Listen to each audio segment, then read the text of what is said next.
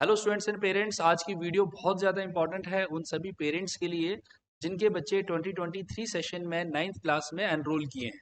क्योंकि आज की वीडियो में हम ये डिस्कस करेंगे कि एक 9th क्लास का जो स्टूडेंट है आने वाले टाइम में क्या चैलेंजेस जो हैं वो फेस करने वाला है। ठीक है, 2027 में आपका जो बच्चा है या जो बच्चा आज 9th क्लास में एनरोल कर रहा है वो 12th पास कर चुका होगा और उस समय कौन कौन से नेशनल लेवल के एग्जाम उसके सामने होंगे। ठीक है, कौन कौन से एग्जाम उसे देने होंगे न्यू एजुकेशन पॉलिसी के अकॉर्डिंग। जो अंडर ग्रेजुएट कोर्सेज हैं आफ्टर 12th जो होते हैं उन कोर्सेज का क्या क्या स्ट्रक्चरिंग है। ठीक है, और किस तरह से उस लेवल पे अभी से तैयार किया जा सकता है या आने वाले चैलेंजेस के लिए अभी से बच्चे को प्रिपेयर किया जा सकता है। So welcome to the foundation division of Sankalp competitive classes. मैं हूं मंजीत सिंह और आज हम डिस्कस करेंगे 9th क्लास के बारे में। देखो, आज का जो मेरा कोर्स मेरी वीडियो बनाने का लेक्चर पर्पस यही है कि कौन कौन से पेरेंट्स को ये पता हो कि कौन कौन से जो कोर्सेज हैं जिन कोर्सेज के लिए बच्चा ऑप्ट कर सकता है और अभी से हम क्या जो है किस तरह की प्रिपरेशन जो है वो बच्चे की करवाएं। ओके, ठीक है, तो आज हम स्टार्ट करते हैं। ये जो बैच है हमारा, जिस बैच के में बच्चा एनरोल होगा और जिस बैच के थ्रू ये हम ये पूरा का पूरा कोर्स लेकर आ रहे हैं, वो है कर्ण बैच का नाम हमने इसे दिया है। लेकिन इंपॉर्टेंट देखो यहाँ पे क्या है कि अभी जो 9th क्लास का बच्चा है जब वो 2027 में 12th पास करेगा तो आप इस बच्चे के पास बहुत सारे ऑप्शंस होंगे और उसके इंटरेस्ट के अकॉर्डिंग अलग अलग ऑप्शंस हो सकते हैं। जैसे अगर बच्चे का मैथमेटिक्स अच्छा है तो जेडब्ल्यू का एग्जाम इस बच्चे को देना होगा, जेडब्ल्यू मेंस का। लेकिन उन बच्चों को देना होगा और इसके थ्रू बी टेक की डिग्री के लिए ये बच्चे जो है वो अप्लाई कर सकते हैं, लेकिन उन बच्चों का जिनका मैथमेटिक्स अच्छा है। ठीक है, अगर कोई बच्चा साइंस में अच्छा है और मैथमेटिक्स की जगह उसे बायोलॉजी में ज़्यादा इंटरेस्ट है और वो डॉक्टर बनना चाहता है तो उसके लिए 2027 में जो एग्ज़ाम होगा वो नीट का एग्ज़ाम होगा। ठीक है, किस डिग्री के लिए? एमबीबीएस की डिग्री के लिए, बीडीएस की डिग्री के लिए, बीए एमएस की डिग्री के लिए ये एग्ज़ाम इस बच्चे को देना रहेगा। अगर बच्चे का टारगेट है कि वो बीए, ठीक है, कौन सा, अगर वो बीए करना चाहता है, अभी तो बीए वैसे भी नहीं रहा, बैचलर इन ह्यूमैनिटीज के जो सब्जेक्ट्स हैं उसमें बैचलर डिग्री करना चाहता है, लाइक जैसे political science, sociology, philosophy, history, ठीक है, जियोग्राफी, इन सभी सब्जेक्ट में अगर वो बैचलर डिग्री करना चाहता है, हो सकता है vocational bachelor in vocational studies में वो बैचलर डिग्री करना चाहता है, like like different vocational studies हैं, म्यूजिक के में बैचलर डिग्री करना चाहता है, या फिर साइंस के जो सब्जेक्ट हैं उनमें बैचलर डिग्री करना चाहता है, like bachelor in physics, bachelor in mathematics, bachelor in chemistry, and that too from the very reputed universities like Delhi university या बनारस हिंदू यूनिवर्सिटी। मैं खुद भी पर्सनली सजेस्ट करूंगा कि अगर एक बच्चे का टारगेट है कि वो ग्रेजुएशन करना चाहता है किसी पार्टिकुलर सब्जेक्ट में, तो वो जितनी अच्छी यूनिवर्सिटी हो सके उस अच्छी यूनिवर्सिटी से जो है वो ग्रेजुएशन करे। ठीक है, तो इन बैचलर डिग्रीज के लिए, ठीक है,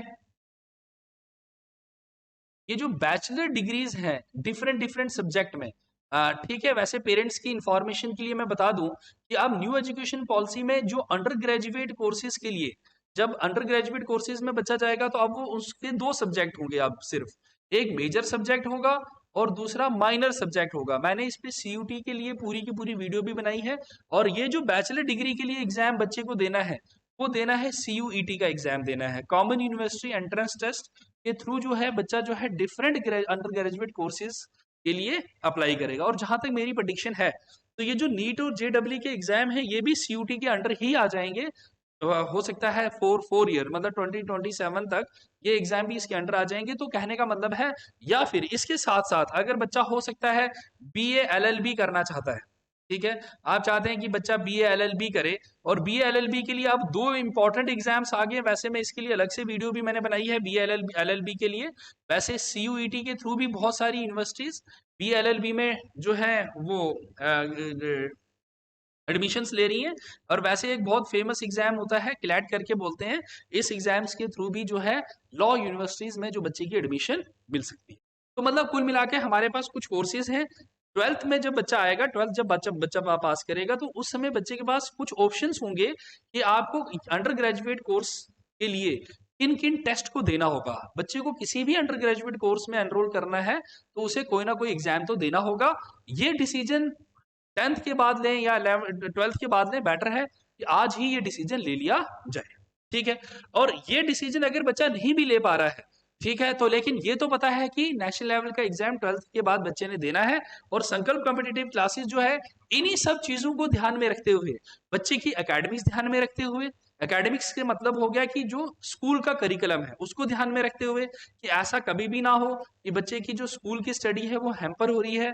मैंने अपने प्रीवियस अराउंड 12 ईयर्स के एक्सपीरियंस से ये देखा है कि बच्चे का कई बार क्या होता है, हम उसे कंपटीशन के लिए प्रिपेयर कराते हैं तो एकेडमिक्स छूट जाता है, एकेडमिक्स के लिए प्रिपेयर करवाते हैं तो जो कम्पिटिटिव एग्जाम्स का टेम्परामेंट की जो प्रिपरेशन होती है वो बच्चे की छूट जाती है।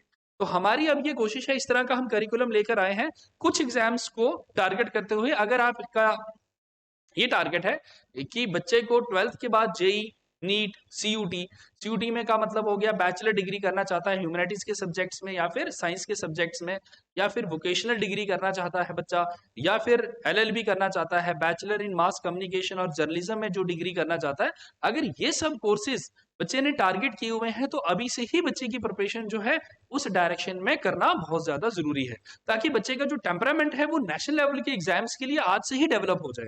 कंपटीशन बहुत ज्यादा है, अगर आप अच्छी यूनिवर्सिटीज टारगेट कर रहे हैं तो बच्चे की प्रिपरेशन जो है उस वे से अभी से हो जानी चाहिए। और ऐसा नहीं है कि प्रिपरेशन बड़ा कॉम्प्लेक्स प्रोसेस है। मान लो मैं आपसे कहूं कि हम 9th क्लास से ही टेम्परामेंट एक बच्चे का डेवलप करना चाह रहे हैं, और हम अभी से उसकी प्रिपरेशन इस तरह से करवाएंगे ताकि नेशनल लेवल के एग्जाम्स के लिए वो बच्चा अभी से प्रिपेयर होने लगे, तो ऐसा नहीं है कि बहुत बड़ा बर्डन है। वैसे ही बड़े ही स्मूथ वे में कोर्स की प्लानिंग होगी, लेकिन अगर प्रॉपर स्ट्रक्चर्ड वे में एक साइंटिफिक मैथोडोलॉजी के साथ अगर किसी भी कोर्स को प्रिपेयर किया जाए तो बच्चा बहुत इजी वे में समझ सकता है, उसके उस वे में जो बच्चे का टेम्परामेंट है वो डेवलप भी हो सकता है। ठीक है, तो ये हम ये मान के चल रहे हैं कि हम कुछ एग्जाम्स को टारगेट कर रहे हैं, ठीक है, जो बच्चे के लिए बहुत ऑन एन एवरेज बहुत ज्यादा इंपॉर्टेंट होने वाले। इसके सिवा अगर आप किसी और कॉम्पिटिटिव एग्जाम्स के बारे में जानना चाहते हैं तो आप वीडियो में भी कमेंट सेक्शन में पूछ सकते हैं, या नंबर पे भी हमें कॉल कर सकते हैं कि सर इसके रिकॉर्डिंग हम जानना चाहते हैं, या फिर आप बच्चे को लेकर हमारे सेंटर पे भी आ सकते हैं प्रॉपर ये कैरियर काउंसलिंग के लिए, कि कौन कौन से ऑप्शंस बच्चे के पास है और कैसे उसकी प्रिपरेशन जो है हम कर सकते हैं। ठीक है, देखो ये जो 9th क्लास का बैच हमने रखा है, इस बैच का जो टारगेट है ये 4 ईयर गोल है इसका। ठीक है, 4 ईयर कोर्स है, इस तरह से डिजाइन किया गया है कि 4 ईयर के टारगेट के साथ हम इस बैच में जाएंगे। ये जो बैच है ये फोकस कर रहा है सीयूटी के एग्जाम को, जिसमें सारी की सारी बैचलर डिग्री के जो कोर्सेज हैं वो आ जाएंगे, नीट के एग्जाम को एमबीबीएस के लिए, जेई के एग्जाम को बीटेक के लिए, सीयूटी में बीए, एलएलबी, मास कम्युनिकेशन, जैसे हमने कहा कि बहुत बड़ा एग्जाम है होने वाला है आने वाले टाइम में ये, तो इस एग्जाम के अंदर ये सारे के सारे कोर्सेज भी इंक्लूड कर दिए जाएंगे। 4 ईयर टारगेट है, 4 ईयर के अकॉर्डिंग हमने पूरा का पूरा स्ट्रक्चर बनाया है कि कितने टेस्ट, जैसे लाइक हमने पूरे 4 ईयर में 300 से प्लस टेस्ट होंगे, 2400 से प्लस आवर्स की 4 ईयर में जो है बच्चे की क्लासेस होंगी, प्रॉपर जो है पीटीएम होगी। ठीक है, एक सब्सक्रिप्शन मोड भी है हमारा, डीपीपीज है, मोटिवेशन है, रेगुलर सेशन है, परफॉर्मेंस ट्रैकर है, 1-to-1 डाउट सॉल्विंग है, एलएमएस सपोर्ट भी हम यहाँ पे बच्चे को जो है वो आपको आपके बच्चे को प्रोवाइड करेंगे, ताकि कुछ भी अगर बच्चे का छूट जाता है तो हम उसको कवर कर सकें। ओब्वियसली इवेंट डिजाइन बहुत प्यारा स्टडी मटेरियल है। ठीक है, कंपटीशन को ध्यान में रखते हुए हमने ये स्टडी मटेरियल डेवलप किया है, हर 1 साल का स्टडी मटेरियल बनेगा। रिव्यू एंड इम्प्रूवमेंट टेस्ट ये इस बार हमने इंक्लूड किया, बहुत ही इंपॉर्टेंट है। जैसे समझते हैं, मान लो बच्चे ने एक टॉपिक पढ़ा, मैं फिजिक्स की बात करता हूँ, लाइक मोशन का हमने फिजिक्स में टॉपिक पढ़ा, मोशन का टॉपिक खत्म हुआ, बच्चे ने उसका टेस्ट दिया। अब बच्चे ने उसका टेस्ट दिया, और बच्चे ने टेस्ट दिया, मान लो सब्जेक्टिव पेपर था, 40 मार्क्स का पेपर था, बच्चे का स्कोर जो है वो 25 आता है। ठीक है, और टीचर कहता है कि भाई अपना इसका जो एवरेज स्कोर होना चाहिए वो 30 होना चाहिए, तो बच्चे का एवरेज स्कोर से कम स्कोर आ रहा है। तो होता क्या है कि बच्चे को हम आंसर शीट भी दे देते हैं, बता भी देते हैं क्या क्या गलतियां हुई हैं, लेकिन बच्चे का इंप्रूवमेंट के बारे में पता नहीं चलता है कि वो जो टॉपिक बच्चे का छूट गया उसको कैसे कवर करे। तो उसके लिए जो है वो रिव्यू और इम्प्रूवमेंट टेस्ट इंट्रोड्यूस किया गया। अगर किसी भी टेस्ट में बच्चे का कम स्कोर आएगा, उन बच्चों को बोला जाएगा कि आपका बेटा इस 2-3 दिन के बाद या 4 दिन के बाद आपके फिर से एक एग्जाम लिया जाएगा, ताकि आप जो है इस जो पर्टिकुलर टॉपिक आपका छूटा है उसको बढ़िया से फिर से प्रिपेयर कर सकें। तो बात समझ आ रही है? तो रिव्यू और इम्प्रूवमेंट टेस्ट इस बार हमने इंट्रोड्यूस किया है, और बेस्ट फैकल्टीज हमारे साथ है। लेकिन मैं जो डिस्कस आपसे करना चाह रहा हूँ कि हमारा जो कोर्स ट्रैकिंग वाला सेक्शन है, कि किस तरह से इस पूरे कोर्स ट्रैकिंग को हमने कवर किया है।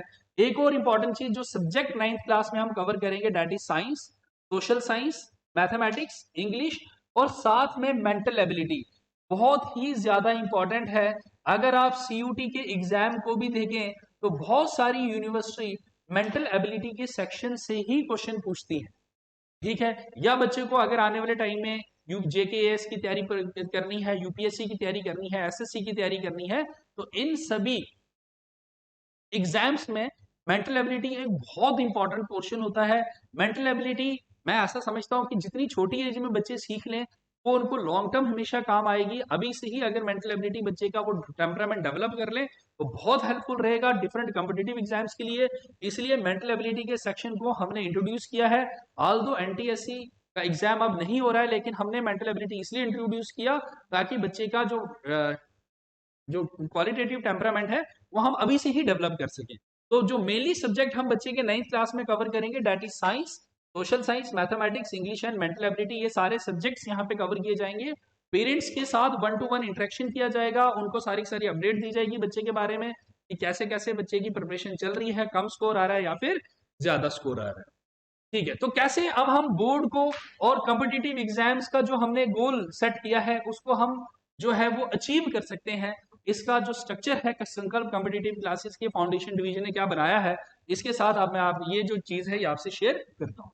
हमारा जो बैच है 9th क्लास का वो अप्रैल 2023 से हम इसको स्टार्ट कर रहे हैं। ठीक है, इसके लिए आपने ऑफिस में कॉल करके आप रजिस्ट्रेशन करवा सकते हैं, लेकिन रजिस्ट्रेशन का भी एक प्रोसेस है कि कैसे रजिस्ट्रेशन होगी उसके बारे में भी डिस्कस कर लूंगा। 23 में बैच स्टार्ट होगा, अगस्त 2023 तक हम बच्चे का सिर्फ 9th क्लास का जो बोर्ड एग्जाम, चाहे बच्चा मान लेते हैं सीबीएसई बोर्ड में पढ़ रहा है या फिर जो बच्चा है वो जेके बोर्ड में एनरोल है। ठीक है, आपका जो स्कूल का सिलेबस होता है पर्टिकुलर स्कूल को ही ध्यान में रखते हुए, कहने का मतलब है जो सब्जेक्टिव क्वेश्चंस ज्यादातर स्कूल में बच्चे को पूछे जाते हैं उसको ध्यान में रखते हुए, ट्रू फॉल्स के question, fill in the blanks के क्वेश्चंस या असर्शन रीजन के क्वेश्चन, थोड़े बहुत ऑब्जेक्टिव टाइप के क्वेश्चंस को ध्यान में रखते हुए और स्कूल का जो सिलेबस है, एनसीईआरटी का जो सिलेबस है उसी को प्रॉपरली ध्यान में रखते हुए बच्चे का जो है पहले हम अप्रैल से लेके अगस्त तक सिलेबस कवर करेंगे। इसमें हम पीसीएमबी को कवर करेंगे, तो फिजिक्स, केमिस्ट्री, मैथ्स और बायोलॉजी का सिलेबस बच्चे का अप्रैल से लेकर अगस्त तक जो है वो सारा का सारा हम पहले कंप्लीट करेंगे।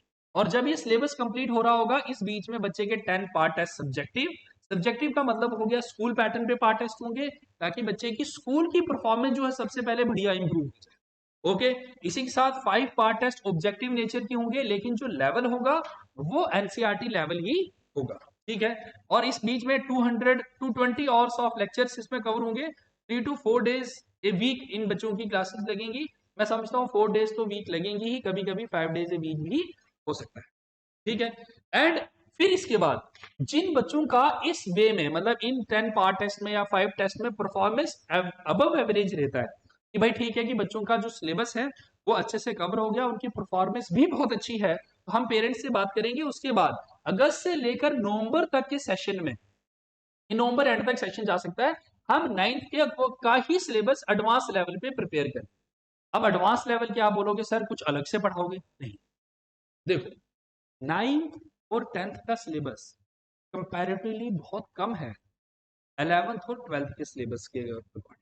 तो 9th और 10th में बच्चे के पास बहुत कम सिलेबस होता है पढ़ने के लिए, 1 ईयर होता है पूरा का पूरा, लेकिन 11th और 12th में वहीं पे बच्चे का सिलेबस एकदम से बढ़ जाता है। जब सिलेबस एकदम से बढ़ जाता है तो हम देखते हैं बहुत अच्छे बच्चे जिनका 10th क्लास में या 9th क्लास तक वो बहुत अच्छे होते हैं, उनका 11th और 12th में जो परफॉर्मेंस है वो डिक्लाइन होने लगता है या गिरने लग जाता है।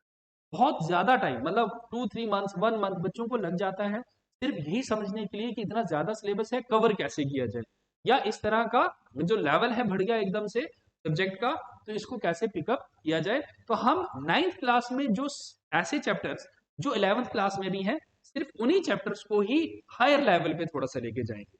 जैसे मान लेते हैं मोशन है, मोशन इन 1 डायमेंशन, 11th में भी मोशन इन 1 डायमेंशन है, 11th में वेक्टर्स है, थोड़ा सा इंटीग्रेशन और डिफरेंशिएशन है, तो वो टॉपिक भी जो है हम बच्चे के अभी से कवर कर लेंगे ताकि बच्चे का जो है जब वो 11th में आए तो उसका काफी हद तक बेस जो है वो बन चुका होगा और अभी हमारे पास टाइम भी है इस बेस को अच्छे से फाउंडेशन को स्ट्रांग करने की। ठीक है, और ये तैयारी सिर्फ इसलिए नहीं है कि 12th के एग्जाम ही होंगे, जो इंटरनेशनल लेवल के या नेशनल लेवल के जो अदर ओलंपियाड्स भी हैं, चाहे एनएसओ जैसे ओलंपियाड्स हैं, आईएसओ ओलंपियाड्स हैं, उन ओलंपियाड्स के लिए भी बच्चा बढ़िया से प्रिपेयर कर पाए। तो 9th और 10th में जब बच्चा ओलंपियाड भी देगा, नेशनल लेवल के ओलंपियाड्स में पार्टिसिपेट करेगा, तो कॉन्फिडेंस लेवल एकदम से डेफिनेटली बूस्ट करेगा।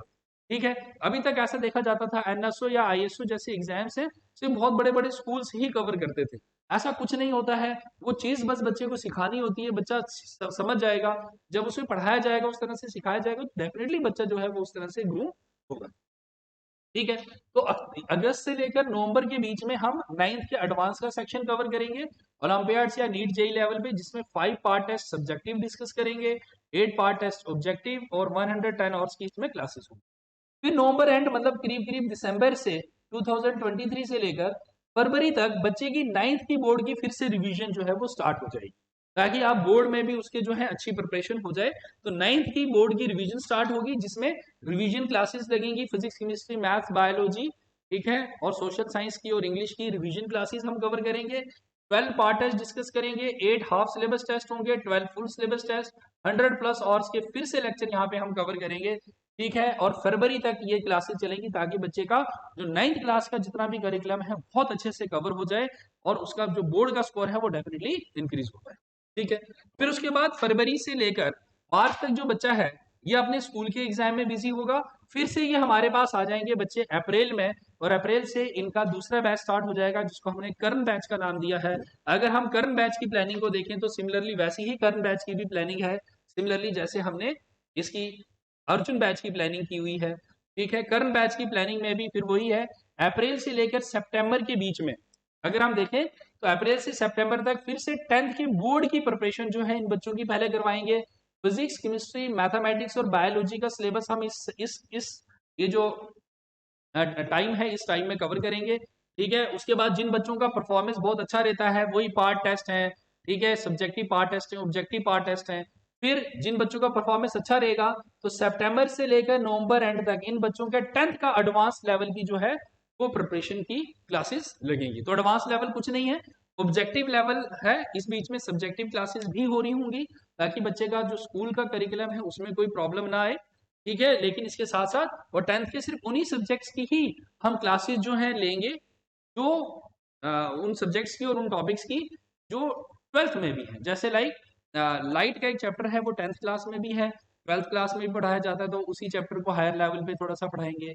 करंट इलेक्ट्रिसिटी का चैप्टर है तो उसे हायर लेवल पे पढ़ाएंगे, वैसे फिजिक्स में भी होगा, केमिस्ट्री में भी, मैथमेटिक्स में भी होगा, ताकि जो 12th क्लास का कुछ बर्डन है ये डिस्ट्रीब्यूट किया जाए। मतलब 4 ईयर के टेन्योर को बनाया, और जो 11 12th का कुछ बर्डन है वो हमने 9th और 10th में हल्का सा डिस्ट्रीब्यूट कर लिया। ठीक है, फिर उसके बाद वैसे ही नवंबर से लेकर फरवरी तक रिग्रेसली 10th क्लास की जो है रिवीजन बच्चे की बढ़िया से स्टार्ट हो जाएगी, क्योंकि 10th में बहुत सारे बोर्ड्स का एग्जाम भी होता है, जिसमें पार्ट टेस्ट होंगे, हाफ सिलेबस टेस्ट होंगे, फुल सिलेबस टेस्ट होंगे, और रिवीजन क्लासेस बच्चों की लगेंगी। ये क्लासेस जो है ये 1-to-1 बेसिस पे भी कवर करेंगे। ठीक है, ताकि बच्चे का जो इंटरेक्शन है, अगर बच्चे की अपने टाइप है, क्योंकि इस समय तक बच्चों का सिलेबस अच्छे से हो चुका होगा, एक दो बार रिवीजन भी हो चुकी होगी, तो हर बच्चे के अपने अपने पर्सनल डाउट होंगे, तो 1-to-1 इंटरेक्शन फैकल्टीज के साथ होगा, ताकि बच्चा जो है अपने अपने डाउट जो है वो कवर कर सके, और रेगुलर टेस्ट यहाँ पे देंगे। और फिर वही फरवरी से लेकर मार्च के बीच में बच्चे के स्कूल एग्जाम है, और अप्रैल से हम स्टार्ट कर देंगे, ये विजेता बैच है हमारा। अगर और अगर बच्चा मेडिकल में एनरोल करना चाहता है, जेई में एनरोल करना चाहता है, तो टेस्ला बैच है, वैसे ही एक सीयूटी का बैच भी है। अगर बैचलर कोर्सेज में एनरोल करना चाहता है, लाइक कॉमर्स रखना चाहता है, सीए या सीएस के एग्जाम देना चाहता है, ठीक है, और इसके बाद 11th और 12th में वैसे ही कोर्सेज चलेंगे। ठीक है, तो मेन इंपॉर्टेंट ये है कि हम अभी से बच्चे की परफॉर्मेंस को ट्रैक करें, और बेस्ट एजुकेशन जो है हम अपने बच्चों को प्रोवाइड कर पाए। यहाँ पे हमारा टारगेट ये है कि हम हर एक बच्चे को उसके कैलिबर के अकॉर्डिंग उसके पोटेंशियल को इम्प्रूव करें और उसके पोटेंशियल को एनहेंस करें। आई होप आज का सेशन आपके लिए हेल्पफुल रहा होगा। आपको इसके रिगार्डिंग कोई भी डाउट है या कुछ भी आप जानना चाहते हो, आप हमारे नंबर पे हमारे इंस्टीट्यूट में कॉल करके काउंसलिंग सेशन बुक करवा सकते हैं, बच्चे के साथ आ सकते हैं कि कौन कौन से कोर्सेज जो है आने वाले टाइम के लिए हेल्पफुल रहेंगे। आज के टाइम पे बच्चे के साथ साथ पेरेंट्स का भी अवेयर होना बहुत जरूरी है, कि बच्चा जो है वो कौन से एग्जाम्स को टारगेट करते हुए पढ़ रहा है, उस एग्जाम की रिक्वायरमेंट क्या है, किस तरह के एग्जाम लेवल रहना चाहिए, कितना बच्चे को आना चाहिए।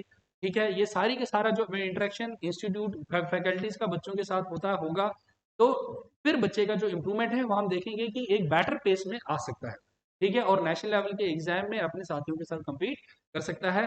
Thank you so much, wish you all the best.